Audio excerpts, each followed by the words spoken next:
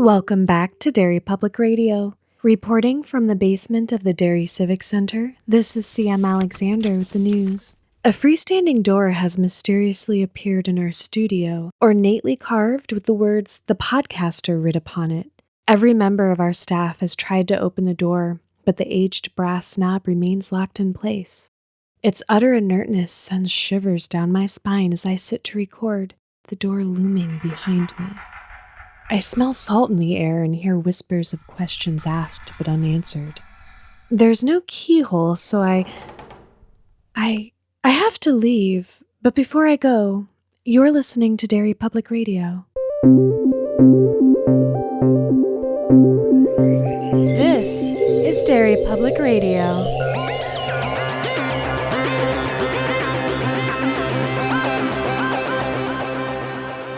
Welcome back to Derry Public Radio, a bi-weekly Stephen King Book Club podcast. I'm one of your hosts, Joshua Kahn, alongside CM Alexander. Hello, everyone. And Benjamin Graham. Hey, constant readers. And today we are back with another Patreon selection from Phil Thiessen, The Drawing of the Three, where we are covering through Reshuffle with CM leading our discussion. CM, take it away. Phil. Phil's been so good to us. Thank you. All right, last episode, we left Roland and Eddie making their way through infection and withdrawal to the second door, the Lady of Shadows. Despite Eddie's threats, Roland trusts Ka and opens the door. Now we get to meet Detta Walker and Odetta Holmes, Dodetta, as she shall henceforth possibly be known, as kind of gauging your guys' reaction to that. I'm in. It makes a lot of sense, in a way. She is a Black woman, a millionaire, and we come to know shortly two interesting things about her. She lost her legs in an accident, and she suffers from what seems to be dissociative identity disorder, which used to be split personality, which the book identifies incorrectly as schizophrenia. It's fine. We all know what he means. We'll find out more about her backstory in a few minutes. But first, we meet her as she's being talked at by her driver, Andrew, about how Kennedy was the last gunslinger. So we find out that it's like sometime, I think, It's late February 1964. 64. It is not long after. No. It's still hot news. Who's listening to the audiobook? I can't. And I'm going to tell you why. Oh, boy. I love it. I love the audiobook. It is In Andrew's 90% voice. great. For Andrew's voice, I assume you guys are on board. I've not listened. Yeah, Josh, you're missing out. It's so perfect. Can I tell you why I can't get past that Eddie talks like this. Hey, oh boyo. Hey, you're my buddy, Roland. It's not I that. can't stand. It's too much for me. Listeners, It's not the Eddie I've had in my head for so long. So it's just one of those things like I'm not willing to push past it. I imagined him with a Midwest accent, damn it. No, I imagined him with a New York accent, but I didn't imagine him auditioning for The Sopranos. So I wanted to talk about it here because I like Andrew, his portrayal of Andrew, because there's a point in the book where he responds like a concerned old lady. And I was like, yeah, that's how he sounded this whole time. He does a really good job. Frank Muller. Listened to him before. He's really good. It's because it's Eddie. It's because Eddie is so tight and so locked in my head. Yeah. I will go back and listen to that conversation, though. So during this conversation, Odetta has a thought that the time for gunslingers has passed. The world essentially is already too dangerous to have people who talk with their hands in charge. And Odetta is returning from a very stressful trip, and she's feeling one of her headaches coming on. Andrew asks her tentatively how Oxford was, and here we learn that Odetta is active in the civil rights movement. And she tells herself basically like, give the polite answer. Don't tell the truth. Nobody wants to hear the truth. Mm-hmm. And then she instantly does what she refers to as blurting the truth. It's, I'm not shocking anybody. It's tough. The civil rights movement. Yeah. Because she was doing, what was the demonstration she was doing? It mentions. So this is regarding the event that happened in Oxford, Mississippi at the university, a riot in 1962. Just real quick for any listeners who are not as familiar with this history, James Meredith was an African-American vet who applied to the University of Mississippi. He was denied admission when they found out he was Black. And he was jailed at one point by the governor at the time to try to keep him from continuing to try to enroll. Segregationists rioted, and Kennedy had to mobilize 30,000 troops, and a couple of people died. And this has been identified as a major turning point in the civil rights movement because it resulted in the first desegregation of a public education facility in Mississippi and is a national historical landmark with a statue of Meredith. That's awesome. So that's kind of what. Right. So I assume I wasn't I'm quite so glad clear. you did the Yeah, the research on that. I wasn't quite clear what she's doing either, since this is after those events. I assume it's some sort of demonstration or protest to continue the movement, right? I assume so. Where my problems with this section of the book kind of begin is, of course, it is okay to talk about heavy themes, and she is a woman that exists in the 60s in America. It's going to deal with racism. King, not the person to tell this story. All of that information not mentioned. This whole section is going to be really tough because none of the three of us are really equipped to have a fully nuanced, understanding. And I thought a lot about that, and I decided that I wanted to talk about what it does for me, like thinking about the whole issue. Sure. I would have loved if we had gotten more of that, and maybe he was writing in the 80s, and he's just expecting we would know more about that, which that's on us. That's on me. But I don't know. There's a lot of this that is just a little Well, you're not the only one. off. Can I kind of talk about sort of my perspective on it, which could be good, could be shitty. I don't Sure, know. go It's for it, just yeah. my perspective. People can agree or disagree. On our show? What? Crazy. Because I love Odetta and Detta. Here's why. Yeah. They seem to be at opposite ends of the spectrum when it comes to some of the different social and systemic experiences that Black women face. And I think it's clear that King did his homework because he does a good job of setting this in a time that makes her race relevant and the issues she's going through relevant, instead of just kind of throwing it in like, oh, this is a popular thing to talk about. And I think some is written in exaggerated kind of extremes to show how divided these two women are. I kind of call them these two women sometimes when it comes to how they cope with their experiences, their values, and what they tend to prioritize about these issues. Because Odetta is a wealthy activist who feels embarrassed by her wealth, like it invalidates her experiences. And I love the phrase she uses, a limousine liberal. Yeah. Yeah. That was good. Yeah, it's interesting because at some point it's a little later on, but she compares herself to others, and she thinks about how she hasn't suffered and had to be brave the way Rosalie Parks was. So in response to that, she joins the movement. She hides her wealth by this. I might be saying something ignorant. One could argue, I can't because I'm not a Black woman, but potentially code switching. If we look at how she talks versus how Detta talks, but that could just be the way Odetta talks. I don't know. She also dresses more casually. She takes public transportation, a thing that the book states cost her legs, which is an interesting position to take, to blame her accident on what motivated her to take the subway, because it's unfair. But it also seems like Odetta herself would make that same unfair conclusion. But that kind of goes down like a philosophical path. Coming back to the main point, though, what this position and her changing behavior does is it gives us almost on a subconscious level a sense that Odetta is the more vulnerable or weaker of the two. And what helps with that is that on the opposite end of the spectrum, we have Detta. She's aggressive. She doesn't always have the same priorities as Odetta. She hasn't joined the movement. Her interest is shown as more of a violent reaction to racism, and her aggressive sexuality gives us the subconscious impression that Odetta is a more demure character too. And each one of them tells us a lot about the other without really saying anything, because they're both weak in their own ways that are different from one another, and both strong in very different ways. And what I take away from this, primarily because of my knowledge of what happens with her character eventually, which I won't spoil for any listeners who haven't read further on in the series, but hopefully to those who have, this will make sense. But my takeaway is the portrayal of these two women is that racism has prevented either from being herself. She can only achieve that if she accepts herself. And I think that we can all agree if we had to pick among Odetta, Detta, or Susanna, it's Susanna. Amen. That's all. I understand that that's what King is aiming for. My problem is that the fact that Odetta and Detta are very obviously, Odetta is good, Detta is evil. And Detta is a cartoon, a racist cartoon of a black person. And the fact that the entire segment, she is dehumanized. Roland and Eddie are constantly talking about how she is animal-like. The fact that she's overly hypersexual is also a very racist stereotype of a certain type of black woman. Like, the fact that that Detta is made to be this evil, it's bad. Okay, so where I'm with you.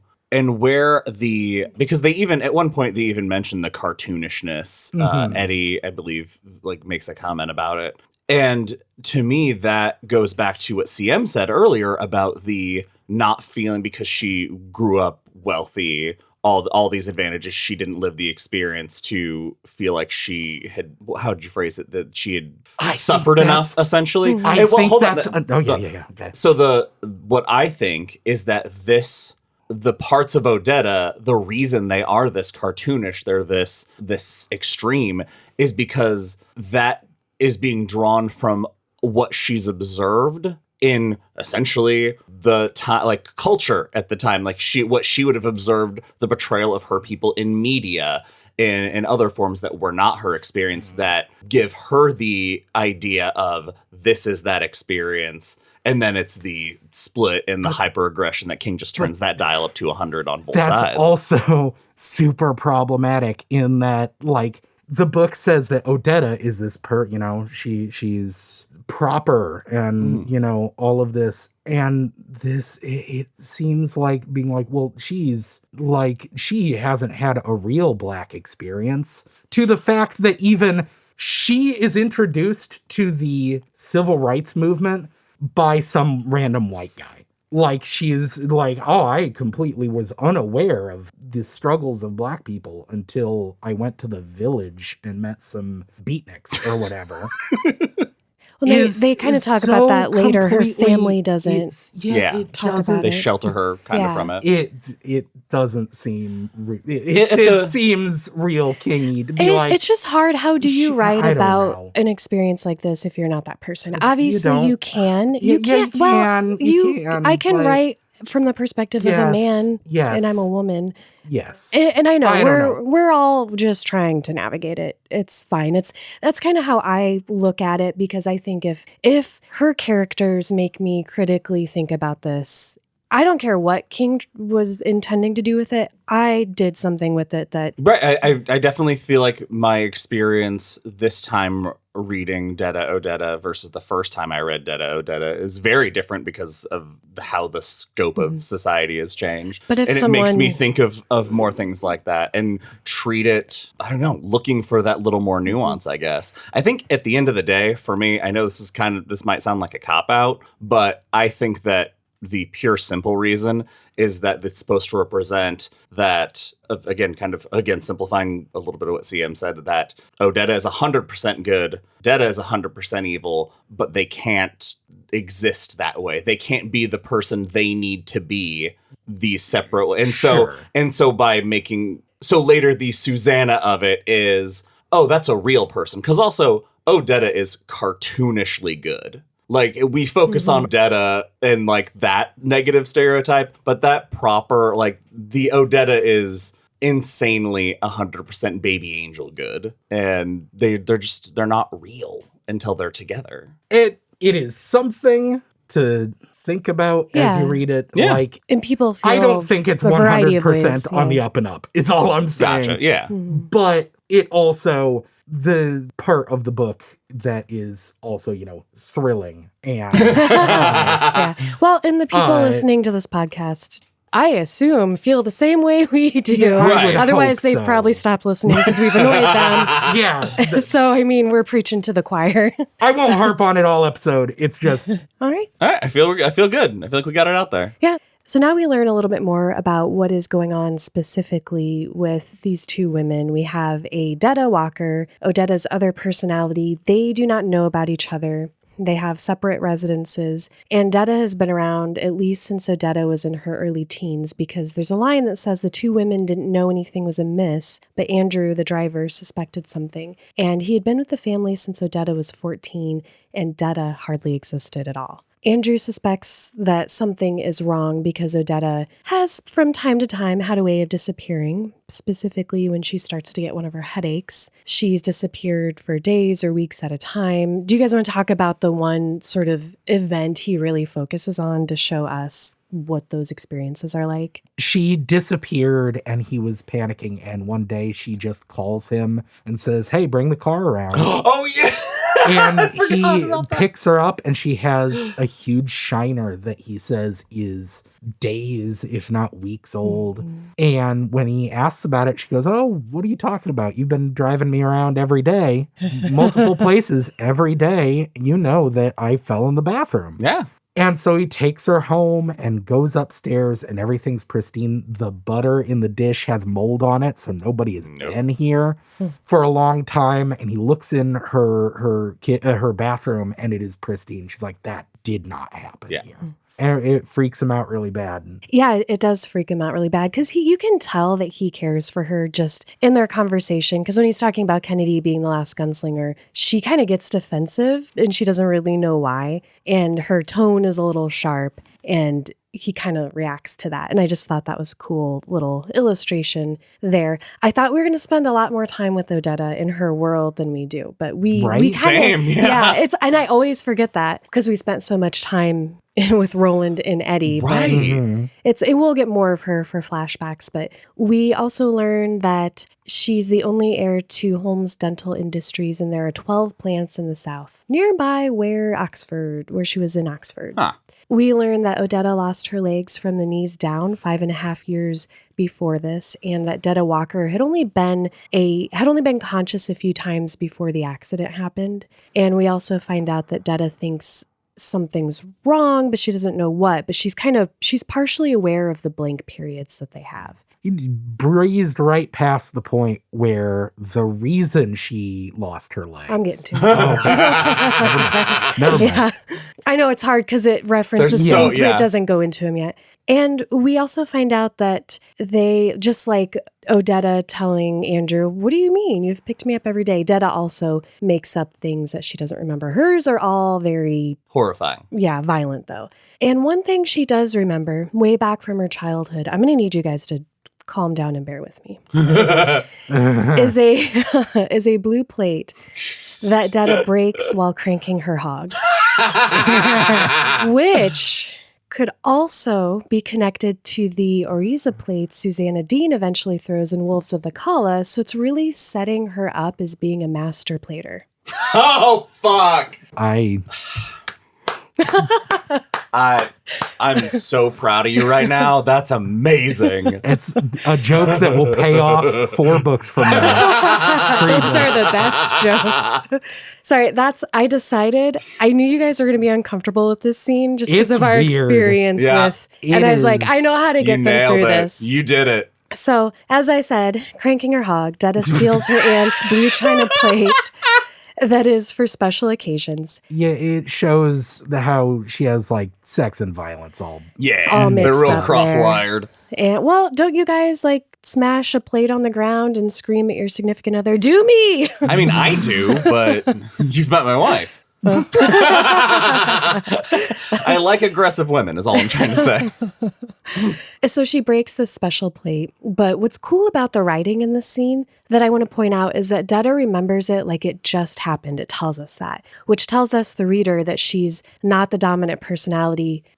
She's sort of, things that she remembers are much more close to her because she doesn't spend a lot of time being conscious or aware. And it's so cool because we go from that memory of her, she breaks the plate, and then she's pulling up her underwear. And then I imagine it kind of like a movie, the scene transitions cinematically, and we're with her all like one run-on sentence, pulling her underwear back down because now she's in the back of a car with a white guy and they were necking and she attacked him.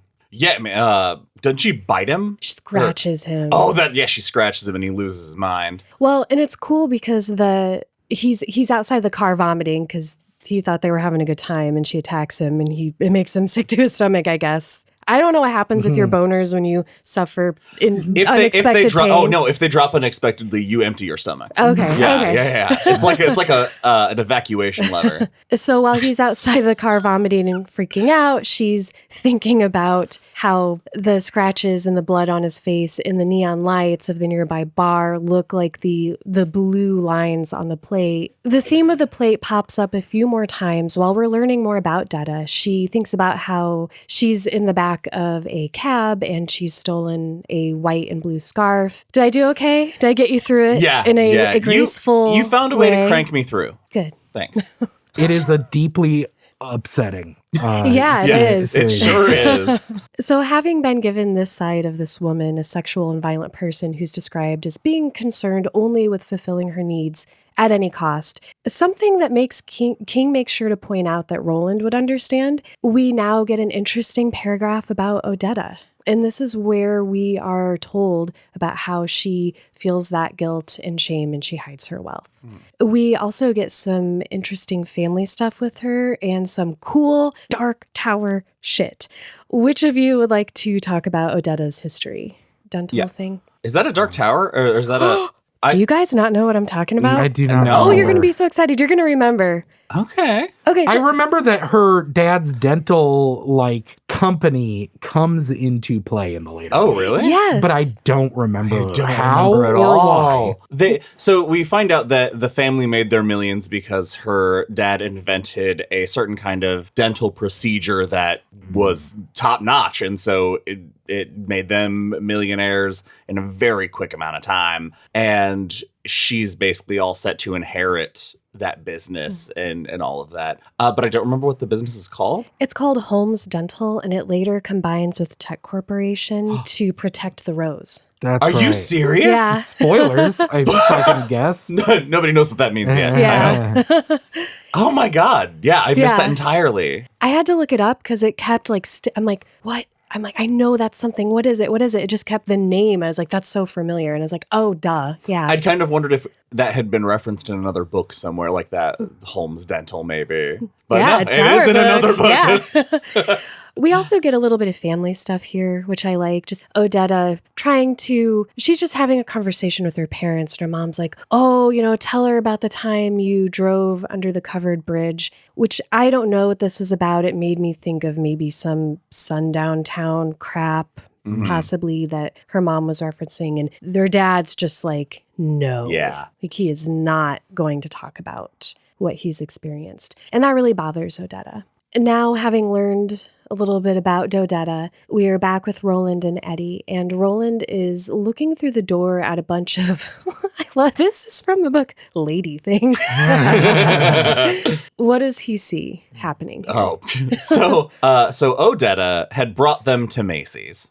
Then Detta took over, and Detta likes to shoplift, so distracted the sales clerk, and then was just grabbing anything available, not even high quality stuff, just shitty jewelry for the thrill of the steal, basically. While she's stealing stuff, I like to think it's like mom and dad are fighting on the other side of the door. Roland and Eddie are speculating about, because Eddie wants to go with, and Roland's like, well, Eddie just wants some chicken. He needs some chicken. Chicken is like crack.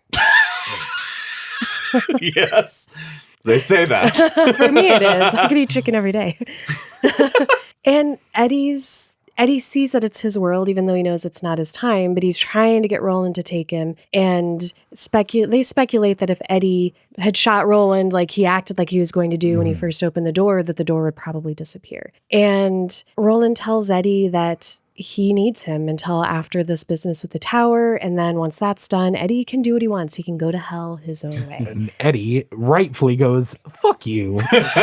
Well, You know where you're yeah. going. Yeah, he's like, you know damn well that there is no after for me, most likely. Which is interesting that like just he It comes out of knows nowhere. that Yeah. so early on. It's so cool. And he's like, I'm going to cut your throat while you're over there. And Roland's like, then you'll be trapped here. And Eddie's like, so Already everything am. sucks. Yeah. And Roland tells him there's cool shit ahead, adventures and stuff. And I do love that. That is like, come on, you might see a dragon or something. Yeah. I mean, that would get me. Right. His whole argument is literally, you're gonna get to see monsters. And it's like, that would probably work on me. Look, man, there's a chance you could fight God. Yeah, all right. Andy tells him something that has ruined like all of our episodes. It's something we say about every character we even vaguely like. That they're a gunslinger, Yeah. of course. He's like, you could be a gunslinger. I don't have to be the last. And Eddie has a pretty strong opinion about gunslinging. Yeah, he wants nothing to do with that shit. He didn't even want to touch a gun. At one point it said that he'd shot a pistol maybe 3 times before the incident at Balazar's house. I think it might be this point where he says, maybe Henry would have known stuff about guns, but he's dead. And then it says, Yeah. a fact that kept surprising Eddie into grief. Yeah, he says That's- Henry was a gunslinger and look where it got him. Yeah, it's just such a good line. Yeah. I love that. That line makes me really sad because I can't tell if Eddie is still just not realizing his brother's a piece of shit. His brother's no way. Henry was not a gunslinger. Like everything Yeah. we've learned about Henry, no. Eddie's come a long way with understanding his relationship with his brother, but Yeah. not all the way. Right, It's but going to take years. It did give me that feeling of that pang of like, my big brother was here, he'd know Yeah. what to do. And that like, the leaning on of that. See, that's interesting because I didn't get that from it at all because of like the story he told about Henry like shitting himself basically. Yeah, very true. And because he then accuses Roland of being a junkie again. And so I felt like it was more a negative. I like your take on it, but for me, it made me feel like it was a negative thing. Like I've saddled myself to another Henry. You're just a different kind of junkie. Yeah. Both gunslinger junkies. Real power move here to leave your body before the person threatening to kill you can even Yeah. finish their sentence. There are so many points in this where Roland is being threatened with a gun and he's just like, fuck it. I do not care. I don't know why, but I love it. It's awesome every time. It's so comedic and beautiful. In front of the third door, there's another moment like that with Roland that I like. He's much like you, CM. He's accidentally hilarious. Thanks. Sometimes you just say things and you don't realize until after you've said them that you've been accidentally funny. Thank you. I'm like Julio. You are like Coolio. We'll get to Julio. Well, not really. Well, we'll Oh, barely get to I it. said Coolio. So Roland walks through the door, leaving himself vulnerable to Eddie's pain. And we leave Eddie as he's bringing the knife down to Roland's body's throat. I was like, Roland's throat. I don't know. I felt like I had to clarify. The throat on his body, of Yeah, course. the throat on his body. I wonder what it is, because when Roland looks in, he's watching her steal, and it's almost as though he sees something that makes him make that lunge in the middle of Eddie's sentence of, I don't know if it's just he saw an opportunity or what. He that acted on instinct, I right? Oh, that could assumed be, yeah. it was that because he knew that she was about to get caught. Oh, okay. Because as soon as he goes through the door, there are people in the shop that immediately see her stealing stuff Well, and because start she chasing. screams. She screams. That's why they see her. Because she screams while she's like shoving stuff. A thing you don't want to do while you're Yeah. stealing. Well, yeah, I guess it was or just... do you? Okay, imagine me in All a right. store and I'm just screaming at the top of my lungs, shoving stuff into my bag. Who's gonna stop? Who's gonna stop me? I see that and I wouldn't. go, oh my God, she must have a reason. I I would start back shoving away. stuff in the bag. Not now I'm Mass screaming, hysteria. "Ah, take everything. And that's why we're not allowed back at Costco. Yep. That's why Derry Public Radio doesn't shop together. And not since the incident. Okay, so is this such tension, high stakes here. As soon as Roland steps through, we jump back 5.5 years. Jesus fuck.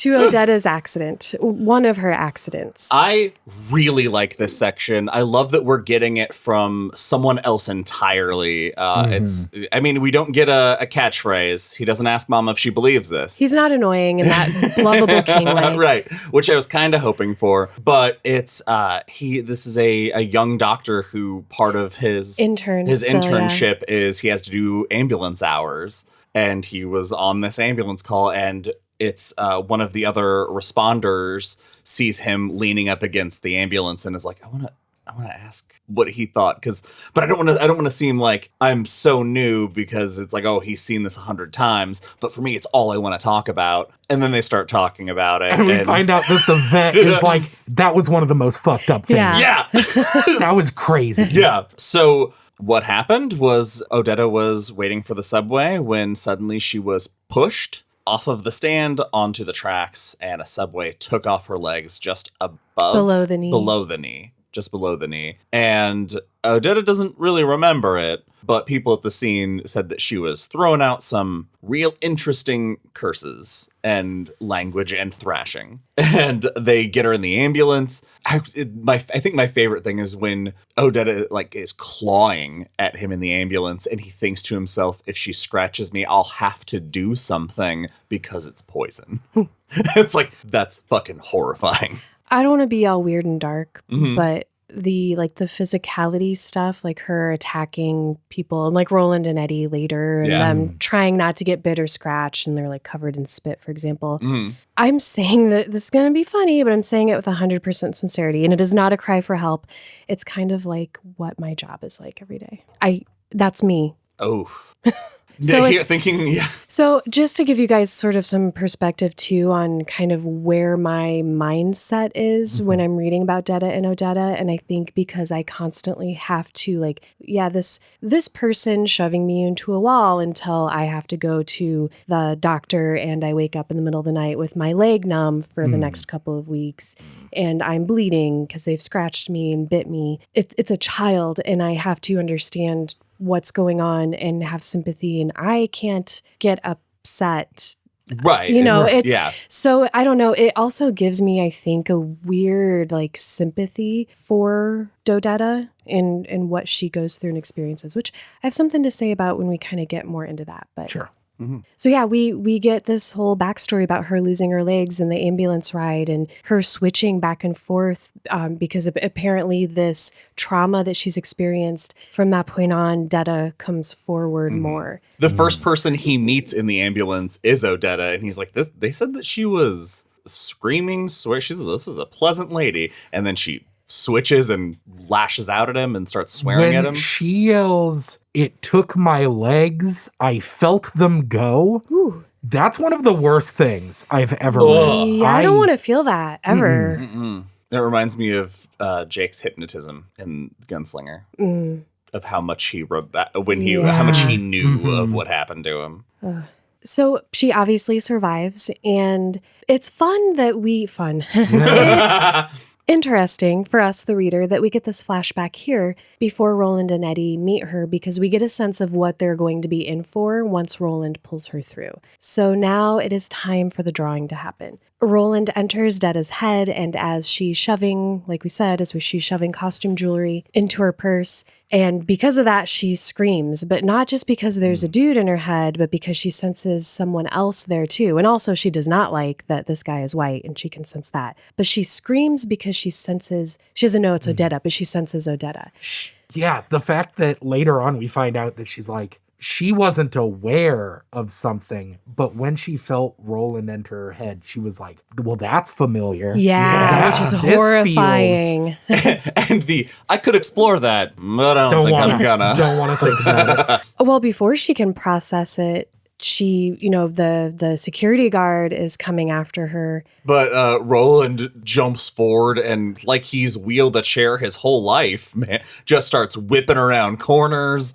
Uh, I didn't even think of I that. didn't either. he was just like, yeah, wheels, boom. And To the point where Eddie's like, Wheels in his world. right, but I doubt he's ever used a wheelchair. Was it Eddie or Roland that thinks, lady, Eddie, yeah. lady, if your arms are sore later? You can blame Roland, Yeah. yeah. And he wheels Detta into a dressing room and doesn't lock the door, just shuts it, and then turns around. There's the door, and he pulls her through. Man, I had a Paul Blart joke. How? Still do it. Explain Still it. do I it. think that's the joke.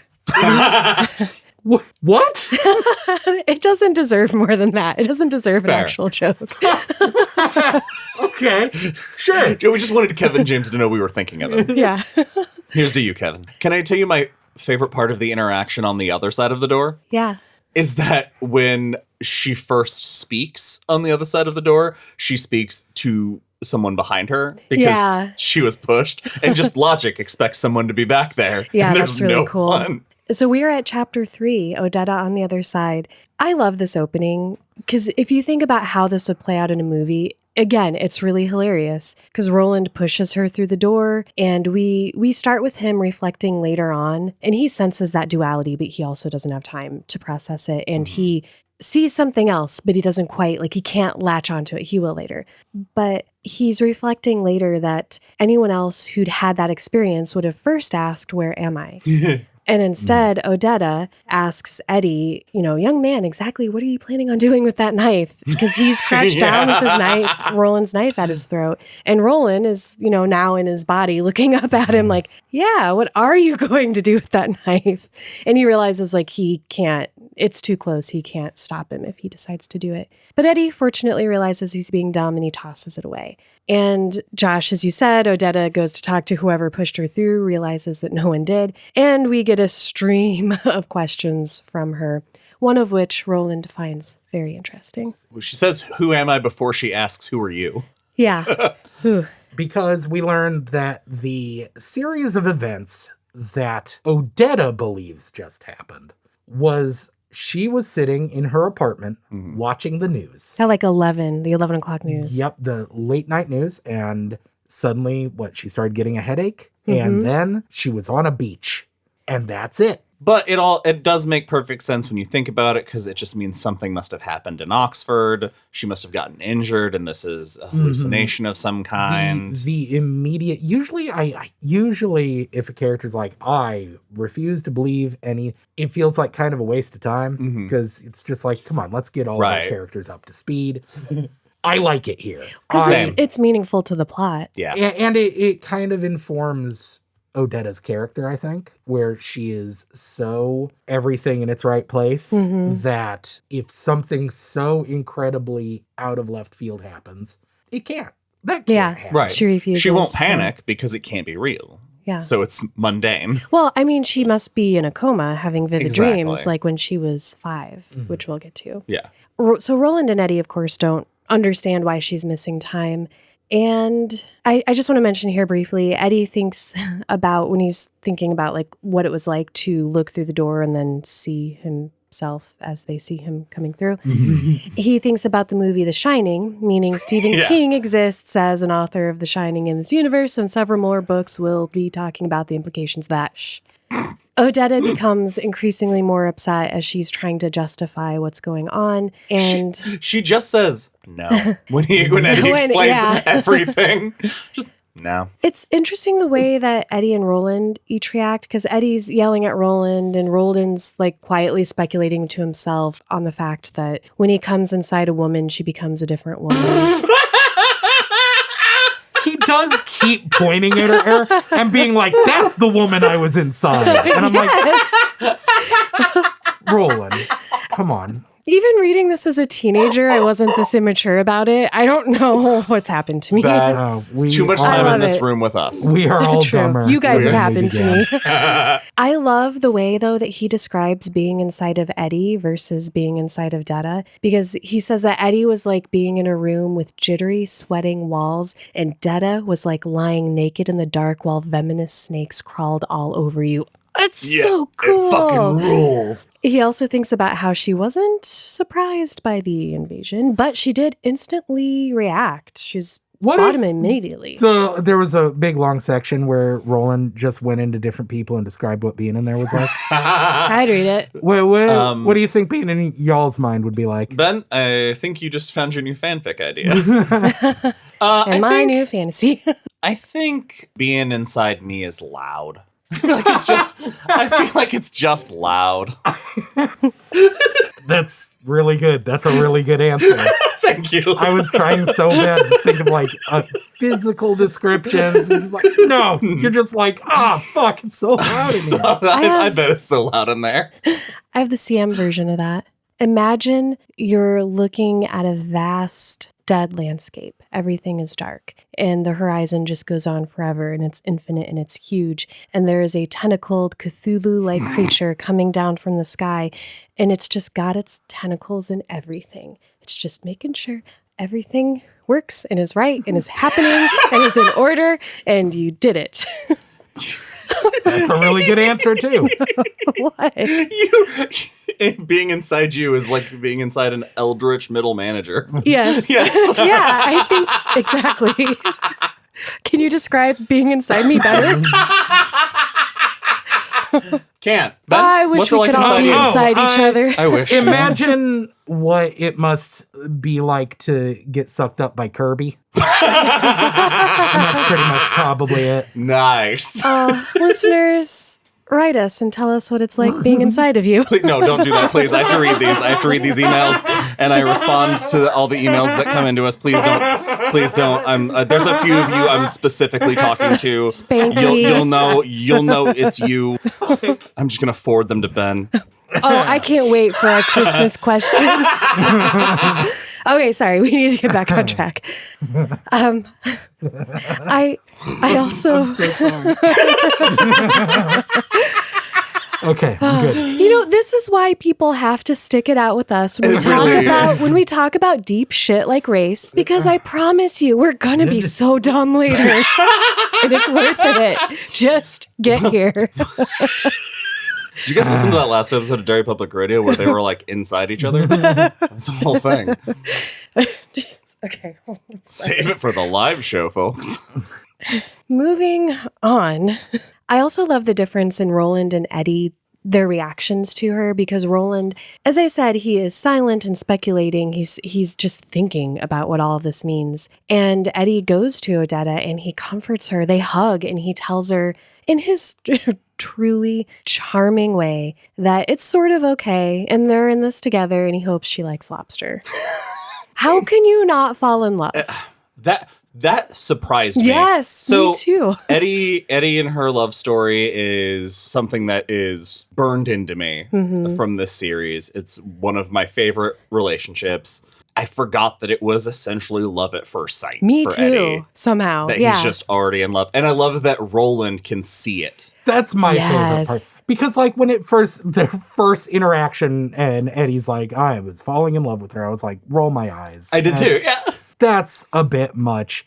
And then he goes to talk to Roland to fill him in. And Roland's like, listen, we got to take care of her because, or, you know, whatever. We got to, you know, we need her. And also you're falling in love with her. So and he's like, so your judgment's fucked. It works. It does. And also it feels because it's so, I think it's because it's the nature of what series we're reading. I can be like, sure, they were drawn together because they are supposed to be some, you know... They're commates. Tarot card the lovers, you know? Like, it's mystical and it doesn't really have to make sense. Right. They're just soulmates. Don't worry about it. And you're like... Yeah, all right. It's nice, too. Like you said, Roland acknowledging that gives it credibility because...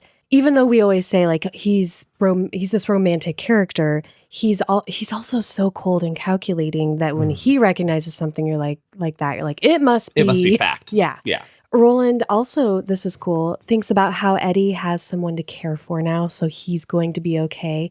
And oh boy, again, this is where that like romanticism of Roland comes in. King just sets us up for it. Roland feels a pang in his heart because he wants love too, but he knew that he couldn't have comforted Odetta the way Eddie is doing, and a voice in his head warns him that if he's given up his heart for the tower, then he has already lost. That's a beautiful It's line. so good. He thinks of Allie, and we get another reference to the girl in the window, and he cries out that he does want to love. He cries out in his head, though, not out loud. And he realizes here, this is where he's like understanding, okay, we're dealing with two different women. One is dangerous, and I've got to let Eddie, in some way, kind of figure this out on his own because he is becoming to Eddie what Court was to him, except much gentler. Yeah. But by being gentler, Eddie might not take his eye at the end of it.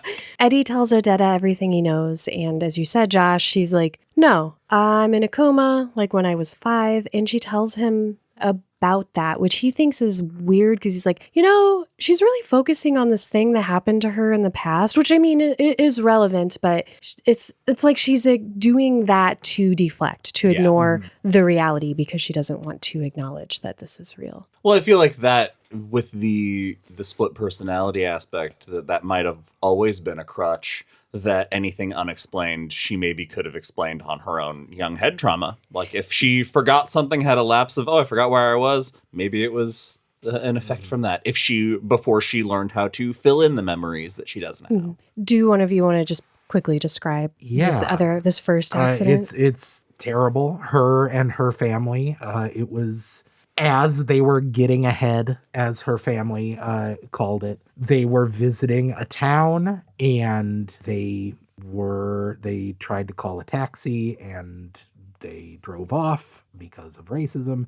And so they took a walk, and during their walk, a brick from a building they were walking past falls and hits young Odetta on the head, knocking her into a coma. And they never found evidence that it was dropped on purpose. They looked into it, and the building it fell from had several other bricks missing, but they never found anything. But Odetta always believed that it was someone saw them coming and dropped it on her. Her family kind of put that thought in her head too because of the way they reacted, because what had just happened with the taxi, that's sort of where their mindset was. So it felt like So an crushing. intentional act, which is horrible. And we kind of already talked about this. She's explaining, I must have gotten hit in the head because, I lost that time. And Eddie's like, then why do you remember going home and watching the news if you got hit in the head?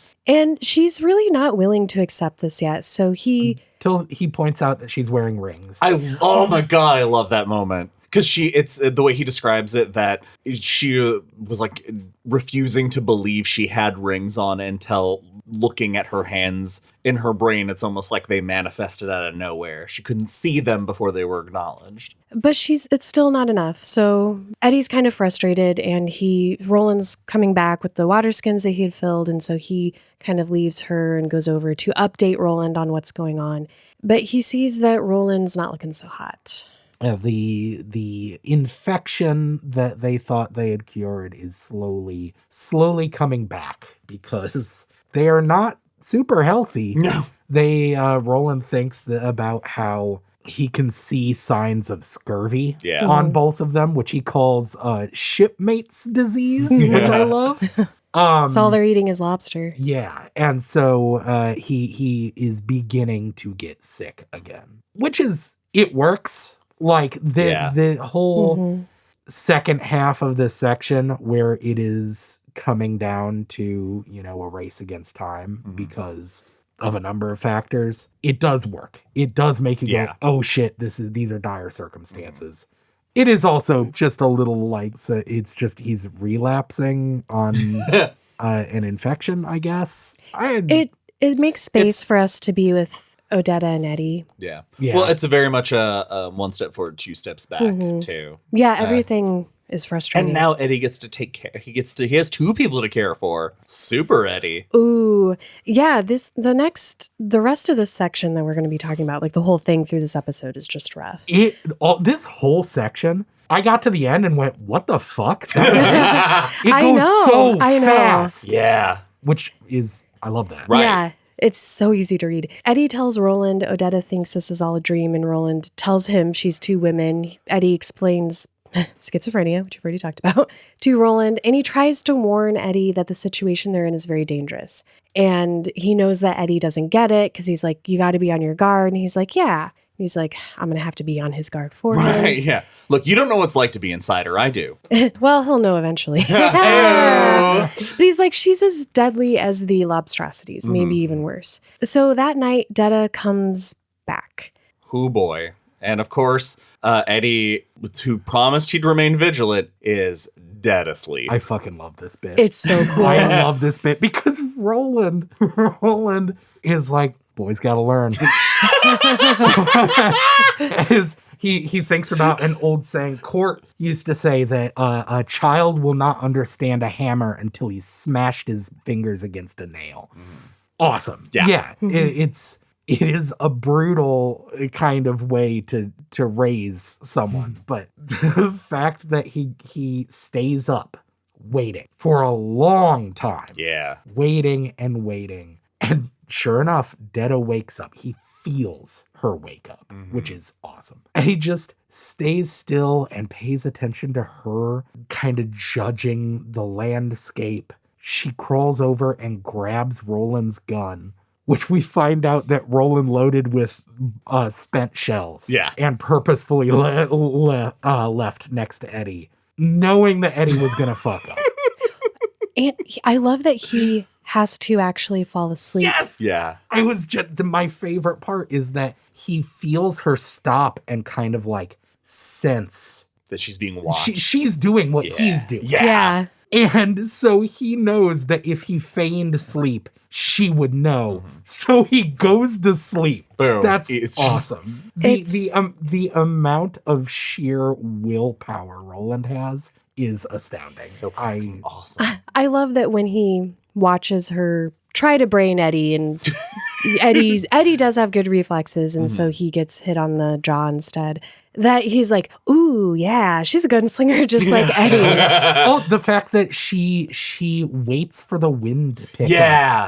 before pulling the triggers to hide before pulling back the hammer, Yeah. to hide the click. I think it's parts like this that make me like Detta, and like seeing her strengths through Roland's eyes. You really liked seeing her capacity for violence. I like violent women. I think it's just going to be a problem for me. So like I said, her reflexes are quick, but so are Eddie's, fortunately. But Roland's are even quicker, even sick. I love that, just the way it describes him instantly leaping, because he's like, I can't rely on Eddie to have his shit together. Like, he knows now. And I also can't rely on the fact that she doesn't have most of her legs to mean that Eddie is safe and can win this fight, basically. And so he leaps and he tackles her, and she instantly tries to knee him in the groin, and they're grappling, and he's yelling for Eddie, who kind of takes a minute to get his shit together and eventually gets to move on and jumps to his aid. And so they end up having to tie her up and eventually tie her into her chair. This is one of my all-time favorite tropes. And it is the heroes transporting a villain, where it's the person that, like, this is precious cargo, and that person knows how precious a cargo they are, so they can be as violent and insane as they want because there will be no repercussions. Yeah. And I love the stakes that those I do in all too. those stories, and it's no different here. The chaos that Detta causes, the break pull made me groan in agony for Eddie. Because they're stuck with her for a while, and she's always thinking about ways to sabotage with their progress. The fact that she's like, oh, I know I got to go with you because I don't have a choice. We're not going to go far. Right. It's We're not really going, good. We're not going far. We're not going easy. Okay, another reason I do like the audiobook is this part makes me laugh every time. When they first tie her up and they finish getting her in the chair and everything, and she's trying to bite him and scratch him, and they're sweaty, exhausted, covered in her spit. And Eddie's like, I feel like I'm gonna vomit. And Detta screams, why don't you just go on and eat each other's cocks? And it's such a jeez, lady. This did tickle me. I'm not a fan of the, using gay sex as a like it's really funny that she keeps doing it She does. and that Roland and Eddie don't react to it at I all. know. And I love later, Roland's like, she thinks we're some sort of monster called Honky Mafaws. Yeah. And he's so dead serious like- about it. There's so much he doesn't know about our world. So Roland kind of pulls an I told you so on Eddie, and Eddie starts to cry because he's lost his love. He's And- finally realized, like, Roland's not full of shit, that he Yeah. was basically in denial. Well, and he believed him, but he didn't believe him. Right. And This is actually, I forgot to write it down because I don't write notes. But it made me laugh so hard. They finally get her tied up and Roland goes, "Did you believe me now?" And Eddie's response is, "I fucking believed you before." Yeah. I already believed you. And he's like, "Not enough." It's so funny. it is.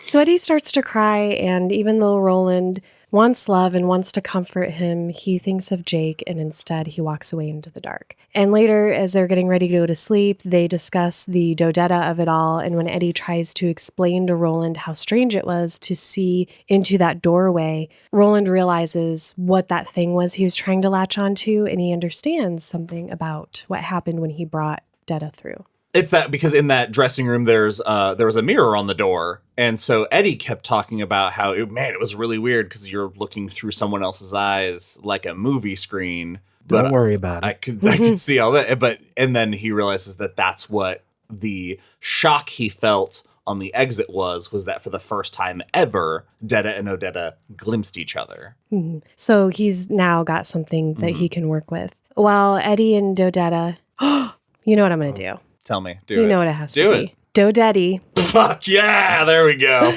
So while Dodetty sleeps, Roland thinks about how to resolve the situation.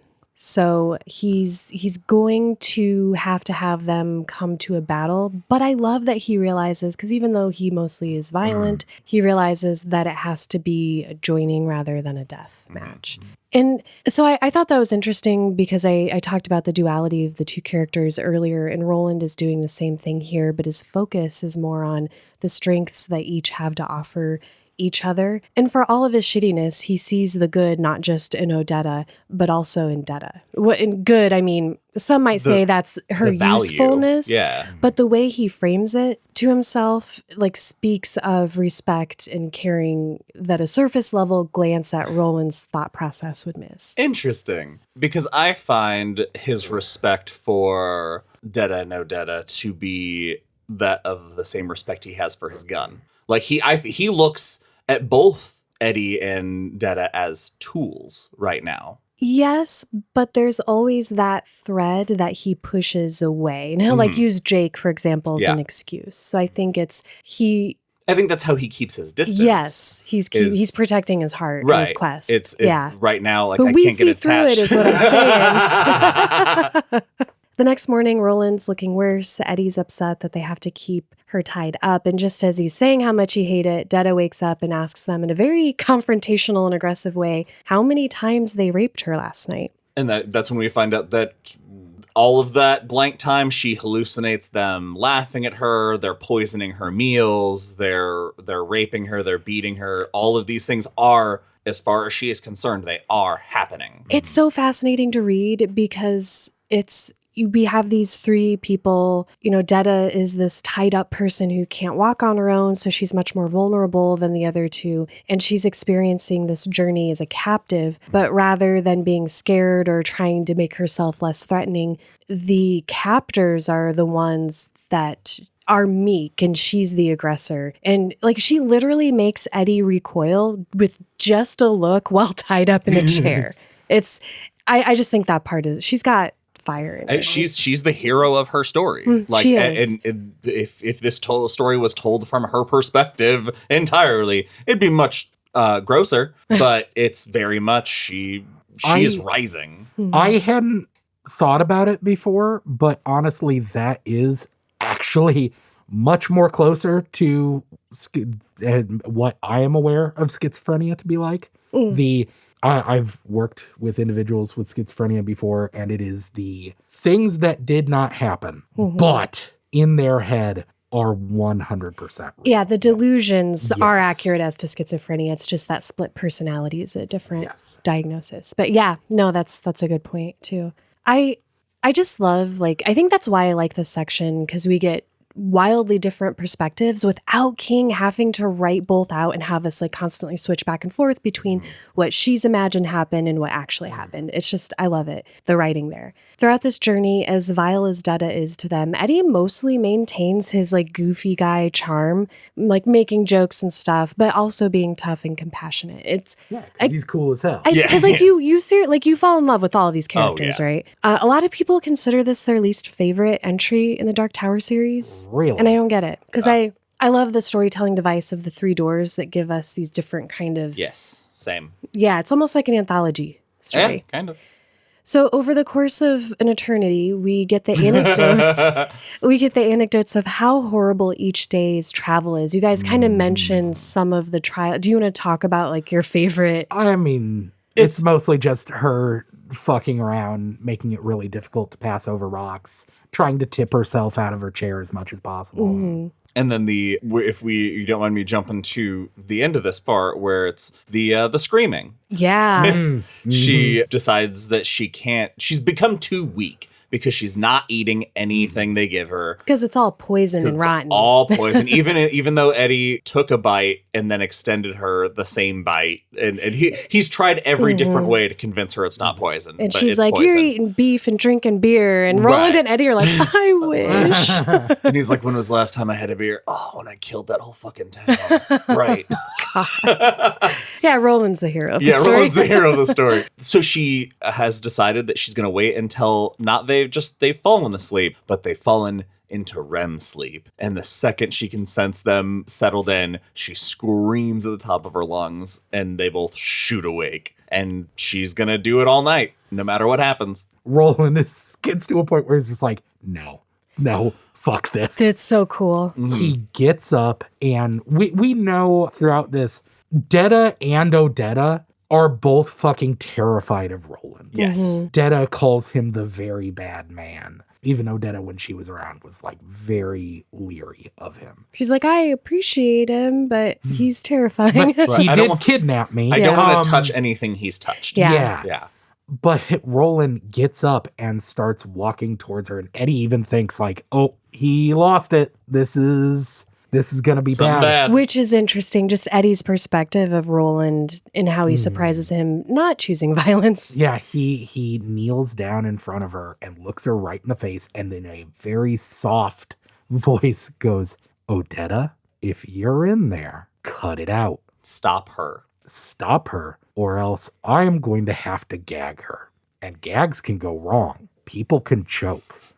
So you need to cut it out for me, okay, Odetta? Just do whatever you can. Good night." And walks away. This reminds me of the Jake hypnotism too, because he kind of mesmerizes her with his Yeah. voice, because it talks about how she at first like tries to argue with him and screams at him, and he keeps his voice silky and low, like the onset of rain. Eddie describes it as. Yeah, it's just cool. And it works. Although it doesn't work for Eddie. Too late. That ship has sailed, because anticipating her screams every time he starts to fall asleep, he jolts awake even though she's not screaming. The next morning, Detta warns Eddie that today is going to be special. And sure enough, the next paragraph, we start with the fact that they only make 3 miles that day. And the next day, they make 2 miles. But not because of Detta this time. She's weakened enough. Eddie thinks she just doesn't have the strength to continue to fight them. Because even when they get stuck, she'll like throw her body back to screw up them trying to get the chair out. But the terrain is changing and it's getting harder and harder to push the chair through it. The day after, Detta screams Eddie awake that morning, telling him that Roland died. And for a moment, Eddie's like, "Oh, shit, seems like he must have." And then he gets up. Everyone's like, I'm not dead yet.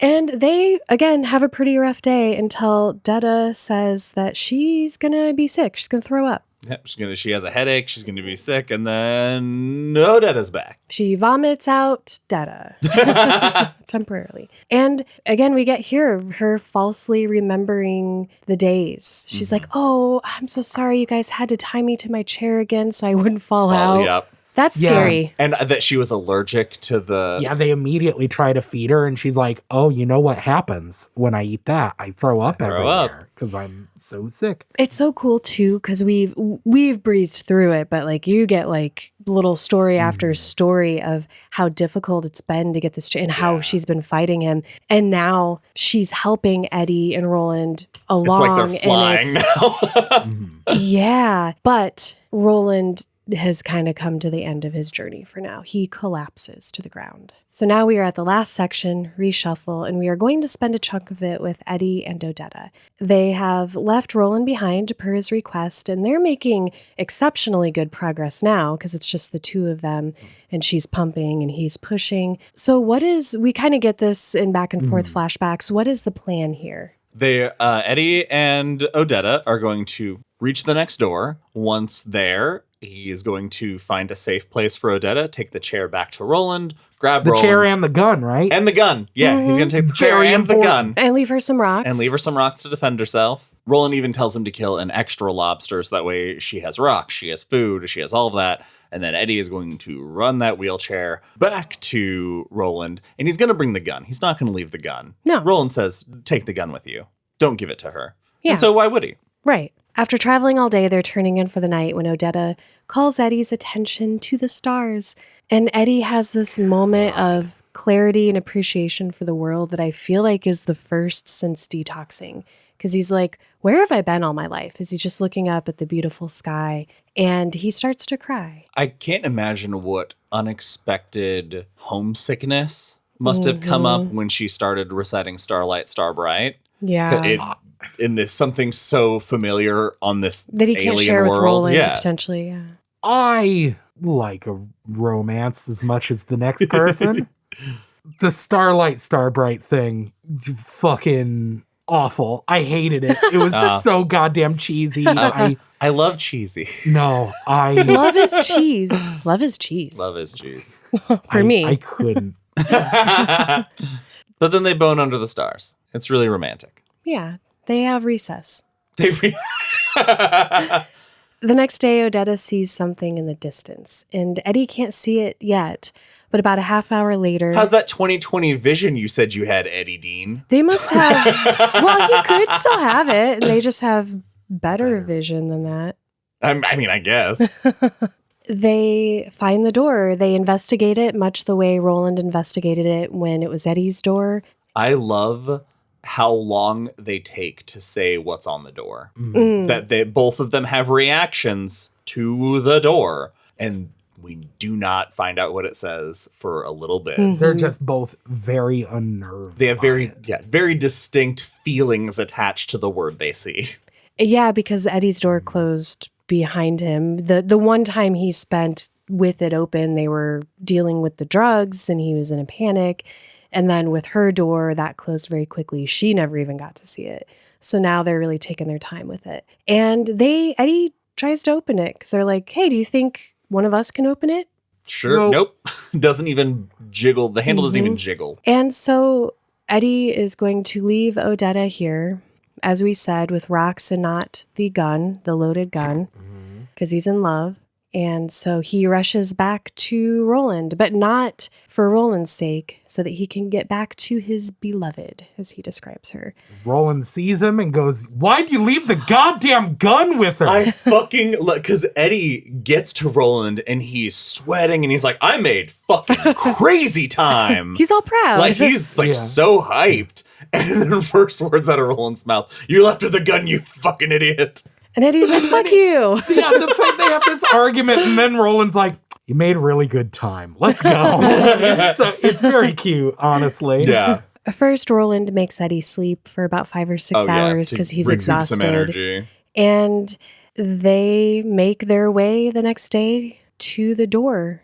And what do they find or not find when they finally get there? Just the door. No Odetta, as far as anybody can see. And I love that Roland's like, she's got a gun. You know that, right? And of course, Eddie thinks maybe she was attacked by something, drug off somewhere. And Roland's like, there's no signs of a fight. There's no blood. You would have heard the gunfire. You would have heard the gunfire.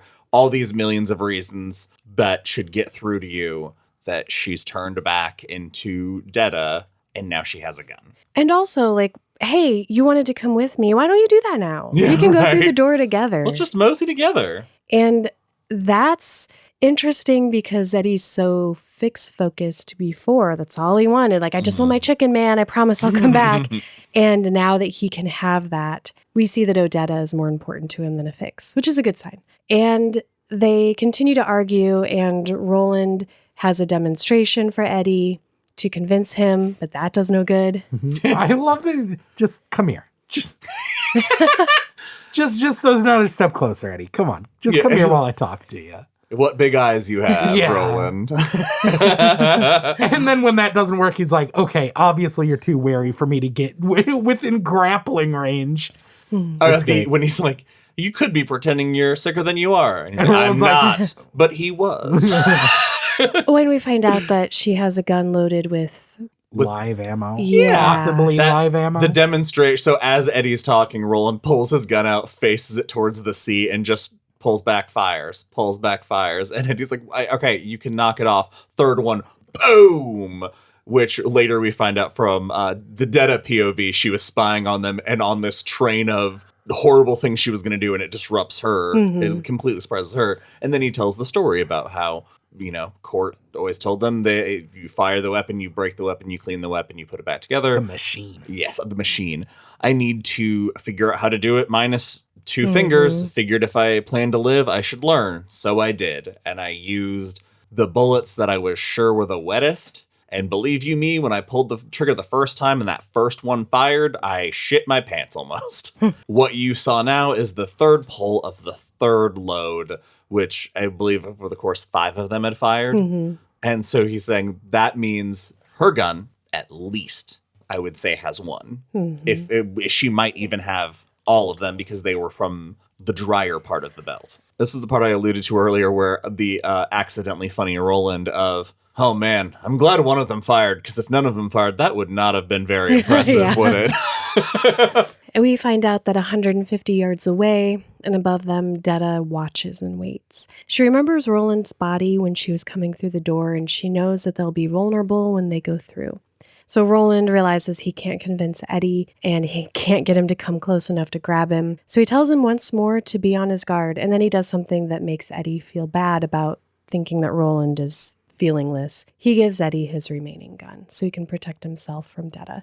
And he goes through the door, and we leave Eddie thinking about how he knows Detta is watching and waiting, and he's so tired, and he's going to have to fall asleep eventually. And when he does, she'll come. And he will sleep. The definitiveness. Yep. So fucking horrifying. I love this book, y'all. Yeah. Yeah. Good one. All right. Well, that's it for this episode of Derry Public Radio. As always, thank you for listening. Join us for our next episode where we will be finishing the book.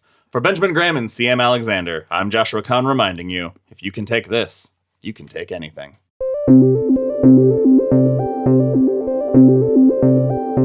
Hey everyone, CM Alexander here. Thank you for listening to the drawing of the 3 Part 2. We hope you enjoyed it. As always, let us know your thoughts on Facebook and Instagram at Derry Public Radio and X at Derry Public. You can also send us an email at derrypublicradio@gmail.com. Don't forget to check out our merch on Etsy and our bonus episodes on Patreon. That's all for now, listeners. Goodbye.